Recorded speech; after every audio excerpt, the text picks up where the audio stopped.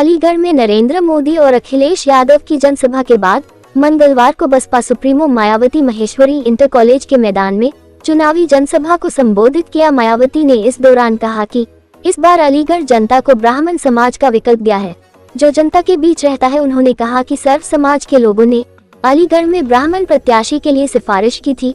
उन्होंने जनता की जबरदस्त भीड़ को देखते हुए कहा कि मौसम खराब होने की वजह से मेरठ से हिंडन एयरपोर्ट जाना पड़ा।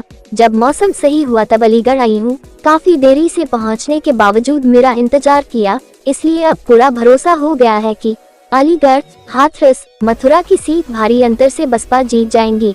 उन्होंने कहा कि कांग्रेस उनके अन्य सहयोगी दल आजादी के बाद शुरू में केंद्र व राज्यों में ज्यादातर शासन किया। इनकी गलत नीतियों और कार्यप्रणाली के चलते केंद्र की सत्ता से बाहर होना पड़ा। पिछले कई सालों से भाजपा की सरकार काबिज हो गई, लेकिन इनकी भी जातिवादी, पूंजीवादी, संकीर्ण संप्रदाय व दोषपूर्ण नीतियों, कथनी और करनी में अंतर होने की वजह से इस बार यह पार्टी केंद्र की सत्ता में आसानी से वापस आने वाली नहीं है। उन्होंने कहा कि इस बार चुनाव फ्री और फेयर होता है। आम चर्चा के मुताबिक वोटिंग मशीनों में भी कोई गड़बड़ी नहीं की जाती है। वहीं चुनाव में इनकी कोई भी पुरानी नाटकबाजी, जुमलेबाजी, गारंटी आदि काम में आने वाली नहीं है, क्योंकि अब देश की जनता काफी हद तक इस बात को समझ चुकी है कि इस पार्टी ने गरीबों, कमजोर तबकों, मध्यम वर्गीय, मेहनतकश लोगों को अच्छे दिन दिखाने के प्रलोभन व वायदे किए, हवाई गारंटी भी दी। उनका जमीनी हकीकत में 1/4 हिस्सा भी काम नहीं किया है। ज्यादातर समय इनका कार्य चहेते बड़े बड़े पूंजीपतियों और धन्ना सेठों को मालामाल और धनवान बनाने में लगे रहे। इनके आर्थिक सहयोग से ही भाजपा पार्टी व अन्य पार्टी संगठन चलाती है, चुनाव भी लड़ती है। उन्होंने कहा कि अब कांग्रेस पार्टी की तरह बीजेपी ने भी जांच एजेंसी का राजनीतिकरण किया है। देश का किसान वर्ग भी बीजेपी की सरकार में समस्याओं को लेकर काफी दुखी व परेशान है, जबकि यूपी में 4 बार हमारी सरकार में किसानों के हितों का हर स्तर पर विशेष ध्यान रखा है। उन्होंने कहा कि केंद्र में पूर्व की रही कांग्रेस की सरकार की तरह ही वर्तमान भाजपा सरकार ने भी इनके जातिवादी, संप्रदाय व पूंजीवादी सोच, गलत नीतियों के चलते पूरे देश में सर्व समाज, खास तौर से गरीबों, दलितों, आदिवासियों, पिछड़ा वर्ग, मुस्लिम व अन्य धार्मिक अल्पसंख्यक समुदाय के लोगों का विकास और उत्थान नहीं हो सका है। उन्होंने कहा कि अल्पसंख्यक समाज वर्ग के लोगों की हालत भी खराब होती जा रही है। पिछले कुछ वर्षों से भाजपा व आरएसएस की सरकारों के चलते इनका उत्थान नहीं हुआ। धर्म व हिंदुत्व की आड़ में जुल्म भी चरम सीमा पर पहुंच चुका है। इनकी गलत कृषि नीतियों के कारण किसान भी आए दिन आंदोलित रहता है। गलत आर्थिक नीतियों की वजह से देश की अर्थव्यवस्था पर भी काफी बुरा प्रभाव पड़ा है, जिससे छोटे और मध्यम वर्ग के व्यापारी वर्ग दुखी और परेशान है। वर्तमान भाजपा सरकार में पूरे देश में गरीबी, बेरोजगारी, महंगाई लगातार बढ़ रही है। देश में फैला भ्रष्टाचार भी खत्म नहीं हुआ। ऐसे में लोकसभा चुनाव में कांग्रेस, बीजेपी को केंद्र की सत्ता में आने से जरूर रोकना है। विरोधी पार्टी इस चुनाव में किस्म किस्म के साम दाम दंड भेद का इस्तेमाल कर केंद्र की सत्ता में आने की पूरी कोशिश में लगे हैं। उनका विकल्प नहीं मिलता है, तब वो मजबूरी में उसी को बार बार जिताकर भेज देते थे।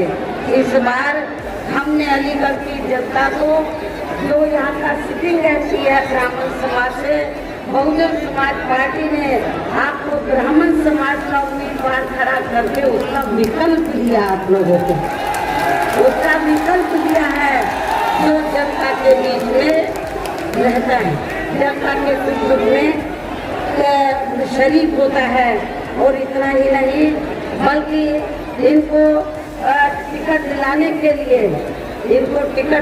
के लिए सिफारिश के लिए यहाँ अलीगढ़ लोकसभा की सीट के जो प्रत्याशी हैं, श्री हितेंद्र कुमार उर्फ बंटी नहीं आए, बल्कि सर्व समाज के लोग आए और मुस्लिम समाज के लोग भी बड़ी तादाद में इनकी सिफारिश के लिए आए थे। सर्व समाज के लोगों ने इनकी सिफारिश की और इनको यहाँ से प्रत्याशी बनाने के लिए उन्होंने रिक्वेस्ट किया और हमने इनको अपना प्रत्याशी बनाया। इसी प्रकार आप लोगों को मालूम है, बगल में हाथरस सुरक्षित लोकसभा की सीट है। अनुसूचित जाति में विभिन्न जातियाँ आती हैं। हमने आगरे से जाटव समाज को खड़ा किया है, तो आपके यहाँ से हमने धनगर समाज से श्री हेम बाबू को चुनाव के मैदान में हाथरस लोकसभा की जो सुरक्षित सीट है यहाँ से उतारा है। आपका बगल में ही मथुरा लोकसभा की सीट है। आप लोगों को मालूम है कि मथुरा में चौधरी समाज से जाट समाज काफी बड़ी तादाद में रहता है। लगभग 3 लाख से ऊपर इनकी तादाद है। तो वहाँ के जाट समाज के लोगों की दिली तमन्ना थी कि उनके क्षेत्र से और स्थायी यानी कि लोकल कैंडिडेट खड़ा होना चाहिए, बाहरी नहीं। मथुरा की जनता क्या चाहती थी कि बाहरी उम्मीदवार नहीं बल्कि वहाँ का लोकल कैंडिडेट होना चाहिए, पढ़ा लिखा होना चाहिए। हमने मथुरा से पढ़े लिखे जाट समाज के व्यक्ति को जिनका सरकारी नौकरी में भी अधिकारी के पद पर अच्छा अनुभव रहा है, जो जनता की सेवा करने का अनुभव भी जिनको प्राप्त है, तो ऐसे जाट समाज से हमने चौधरी सुरेश सिंह को चुनाव के मैदान में उतारा है, जिनको कामयाब बनाने के लिए अपनी पार्टी के लोग पूरे जी जान से लगे हुए हैं। हालांकि आज यहाँ आपकी इकट्ठा हुई अपार भीड़, वह भीड़ के जबरदस्त जोश को भी देखकर अब मुझे ये काफी हद तक भरोसा हो गया है। खासकर आपको मालूम है कि मौसम बहुत खराब है, तो मौसम खराब होने की वजह से मुझे मेरठ के चुनाव स्तर पर काफी ज्यादा सावधान रहना है और इस मामले में विरोधी पार्टियां अपने अपने पक्ष में हवा बनाने के लिए खासकर मीडिया, ओपिनियन पोल व सर्वे आदि का जो बड़े पैमाने पर इस्तेमाल कर रही हैं, तो उनसे भी अपनी पार्टी के लोगों को बिल्कुल भी गुमराह नहीं होना है। इसके साथ ही विरोधी पार्टियों के विभिन्न रूपों में जारी किए गए इनके हवाई व प्रलोभन भरे चुनावी घोषणा पत्रों एवं वायदों आदि के बहकावे में भी अपनी पार्टी के लोगों को कतई नहीं आना है, जिन्हें ये पार्टियां चुनाव खत्म होने के बाद ज़्यादातर अमल में नहीं लाती हैं और अब जिन पर से देश की जनता का अधिकांश विश्वास ही उठ गया है। यही खास वजह है कि हमारी पार्टी किसी भी चुनाव में अपनी पार्टी का कोई भी चुनावी घोषणा पत्र आदि जारी नहीं करती है।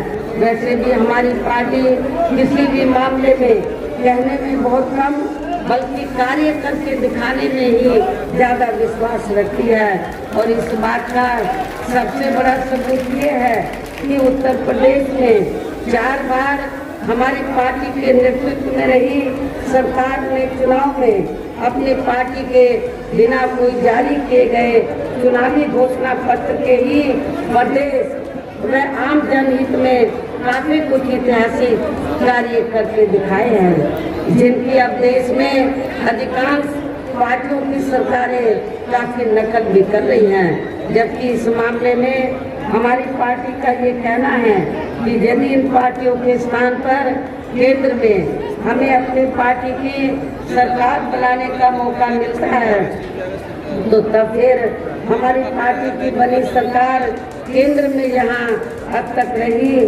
सभी विरोधी पार्टियों की सरकारों की तरह केवल हवाई व कागजी कार्य आदि नहीं करेगी, बल्कि उत्तर प्रदेश की तरह ही जमीनी हकीकत में ठोस कार्य करके दिखाएगी।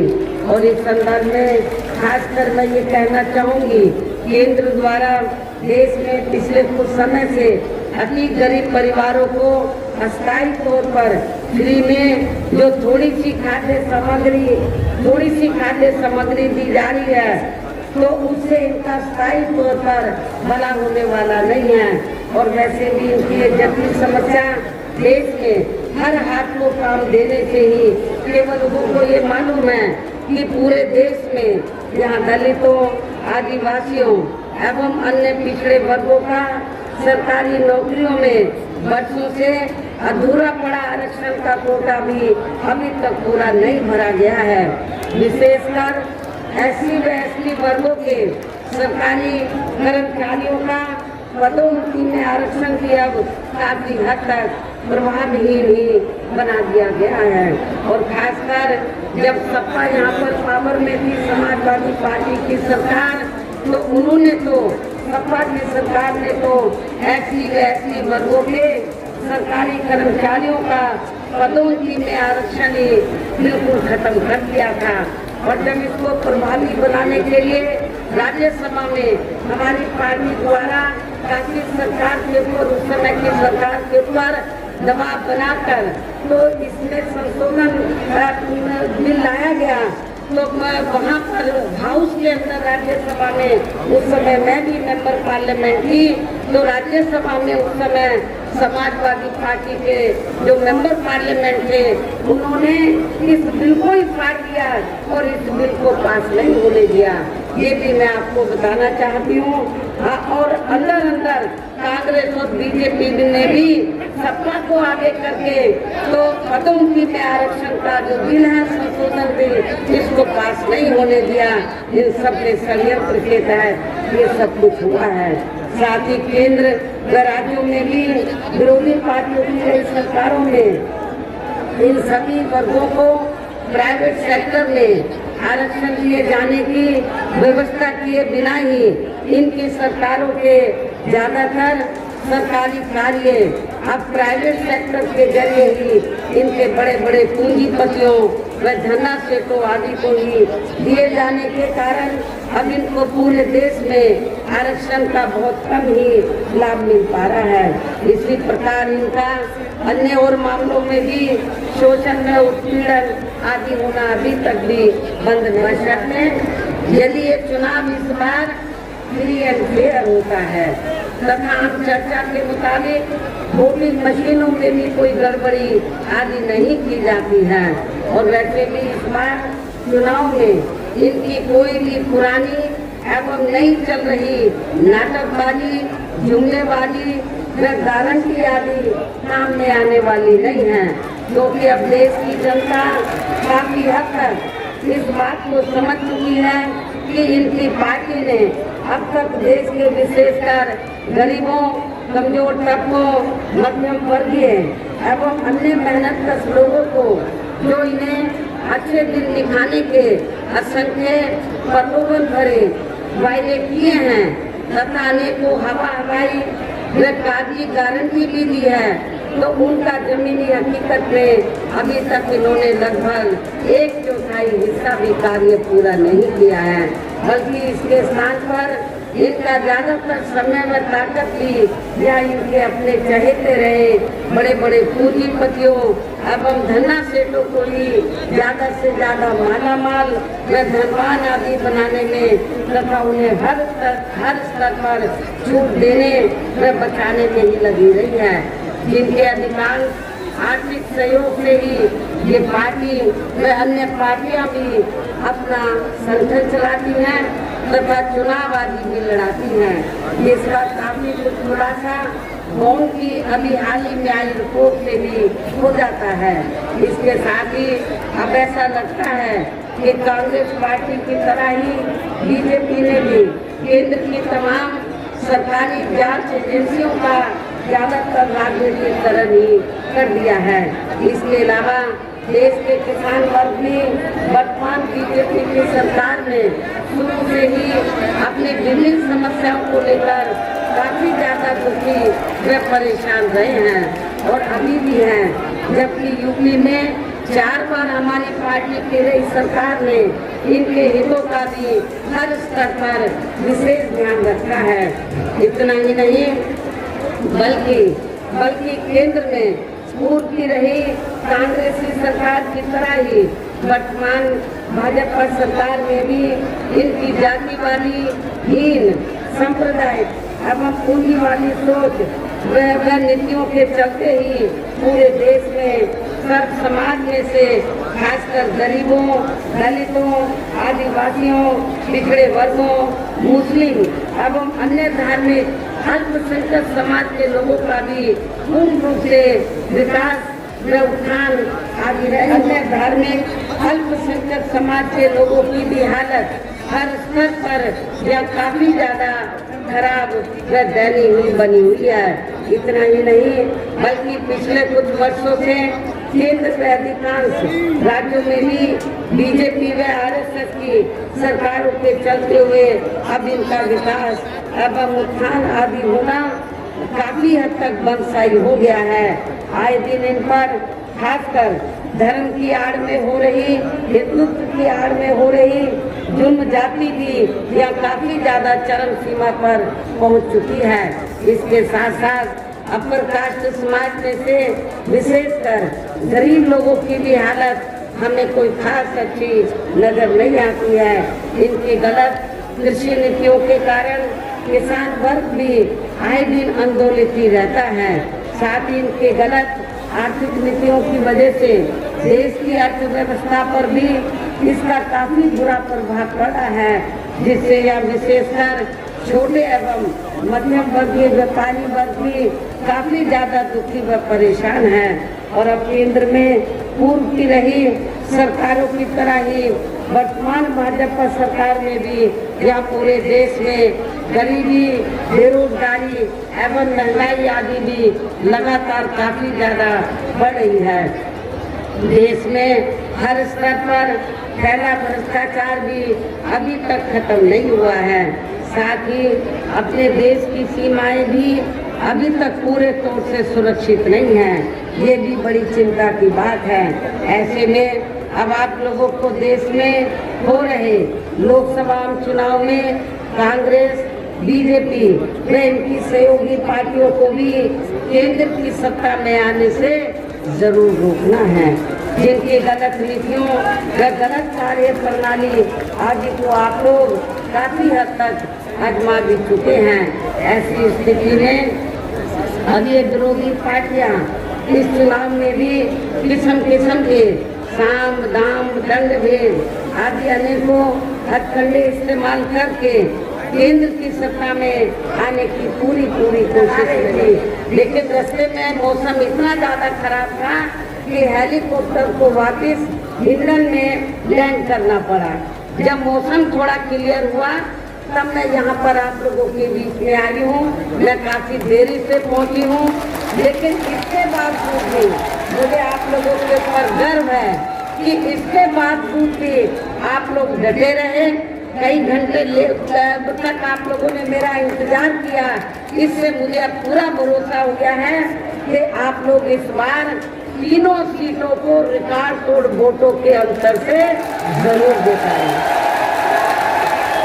इसके लिए अब मैं आप लोगों का ध्यान कुछ जरूरी बातों की तरफ दिलाना चाहती हूँ। और इस संबंध में विशेषकर मैं कांग्रेस, बीजेपी व इनके अन्य सभी सहयोगी दलों के बारे में ये कहना चाहूँगी कि आज़ादी के बाद शुरू में केंद्र व देश के काफी राज्यों में भी ज्यादातर सत्ता यहाँ कांग्रेस पार्टी के ही हाथों में केंद्रित रही है।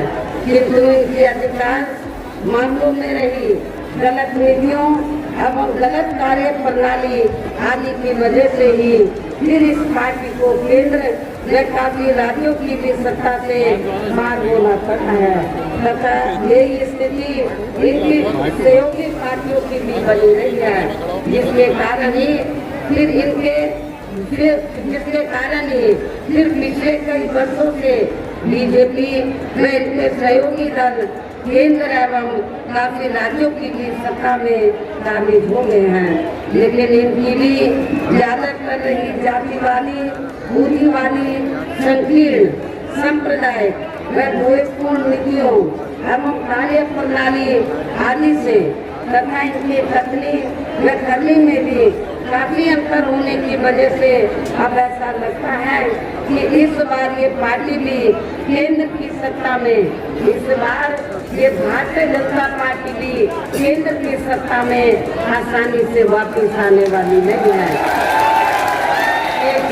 मैं आपके क्षेत्र के भी हित में यही कहना है कि हमारी पार्टी ने यहाँ आपकी तीनों लोकसभा की सीट पर, आपके अलीगढ़, हाथरस व मथुरा, इन तीनों लोकसभा की सीट पर जिनको भी चुनाव के मैदान में उतारा है, जो यहाँ आपके सामने मंच पर मौजूद भी हैं, जिसके लिए यहाँ पार्टी इनको आप लोगों को कामयाब जरूर बनाना है। जिसके लिए यह पार्टी के सभी स्तर के छोटे बड़े पदाधिकारी एवं कार्यकर्ता आदि पूरे जी जान से लगे हैं। और अब अंत में मेरा यही कहना है कि आप लोगों को वोट पड़ने वाले दिन यहाँ बीएसपी के अपने इन तीनों लोकसभा प्रत्याशियों को बीएसपी का जो चुनाव चिन्ह हाथी है, हाथी चुनाव चिन्ह के सामने वाले बटन को दबाकर इनको जरूर कामयाब बनाना, इनको जरूर जिताकर देखना है। वैसे इतने खराब मौसम में और मेरे देरी से पहुंचने के बावजूद भी आप लोग बड़ी संख्या में धैर्य के साथ मुझे सुनने के लिए या इंतजार करते रहे। मुझे पूरा भरोसा है कि आप लोग वोट वाले दिन इसी उत्साह और जोश के साथ अपना एक एक वोट देकर इन तीनों प्रत्याशियों को रिकॉर्ड तोड़ वोटों के अंतर से जरूर कामयाब बनाएंगे, इनको मेंबर पार्लियामेंट बनाएंगे, इनको पार्लियामेंट में जिताकर भेजेंगे। इस खास अपील के साथ ही अब मैं अपनी बात यही समाप्त करती हूँ। जय भीम, जय हो। एवं अन्य मेहनतकश लोगों को बिल्कुल भी नहीं आना है और अभी ने ऐसी सभी विरोधी पार्टियों को हर हालत में केंद्र की सत्ता में आने से जरूर रोकना है, जिनकी कथनी व करनी में काफी अंतर रहा है तथा जिन्हें ये लोग वर्षों से आजमा भी चुके हैं। ऐसे में अब मेरा यही कहना है कि आप लोगों को अपने खुद के व अपने क्षेत्र के तथा अपने प्रदेश एवं देश के भी हित में अपने वोटों को यहाँ कांग्रेस, बीजेपी व अन्य विरोधी पार्टियों को न देकर केवल अपनी एकमात्र विदेशी पार्टी बहुजन समाज पार्टी को ही देना है।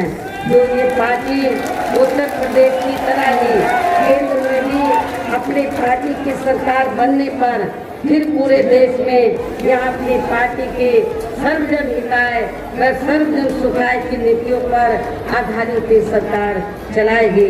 इसके साथ साथ केंद्र से जुड़ी आपके क्षेत्र की, आपके अलीगढ़, हाथरस व मथुरा, आपके क्षेत्र की जो भी स्थानीय समस्याएं होंगी तो उन्हें भी फिर दूर करने का हर संभव पूरा प्रयास किया जाएगा। साथ ही यहाँ गरीबों, मजदूरों, बेरोजगारों, कर्मचारियों, किसानों, छोटे व्यापारियों एवं अन्य मेहनतकश लोगों के हितों का भी विशेष ध्यान रखा जाएगा।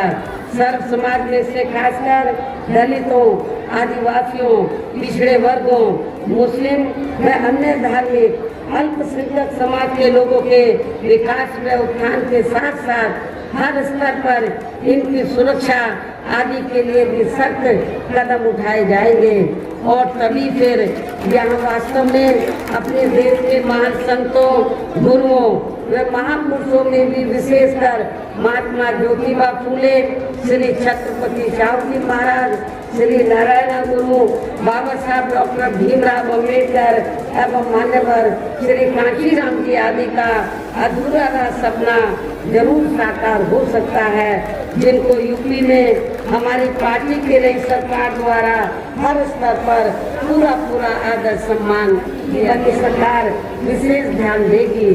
साथ ही देश में पिछले काफी वर्षों से आए दिन बढ़ रही गरीबी, बेरोजगारी व महंगाई आदि से भी जनता बहुत ज्यादा दुखी व परेशान है, जिसे भी आर्थिक नीतियों में तब्दीली करके जरूर दूर किया जाएगा। धर्म की भी आड़ में पिछले कुछ वर्षों से खासकर मुस्लिम समाज के लोगों का द्वेष की भावना से जो इनका काफी ज्यादा शोषण में उत्पीड़न आदि किया जा रहा है तो उसे भी जरूर रोका जाएगा। ये मैं मुस्लिम भाइयों को विश्वास दिलाना चाहती हूँ और ये सब हमने अपनी यूपी की रही सरकार ने करके दिखाया है और उत्तर प्रदेश में मैंने अपने चारों हुकूमतों में कोई हिंदू मुस्लिम दंगे नहीं होने दिए थे। इसके अलावा हमने यूपी में सर्व समाज में से गरीब एवं बेरोजगार लोगों को बेरोजगारी भत्ता आदि न देकर उन्हें बड़ी तादाद में रोटी रोजी के साधन भी उपलब्ध कराए हैं, जो अब ये कार्य भी अधिकांश ठंडे ही पड़े हैं, जिनको फिर सरकार बनने पर प्राथमिकता दी जाएगी।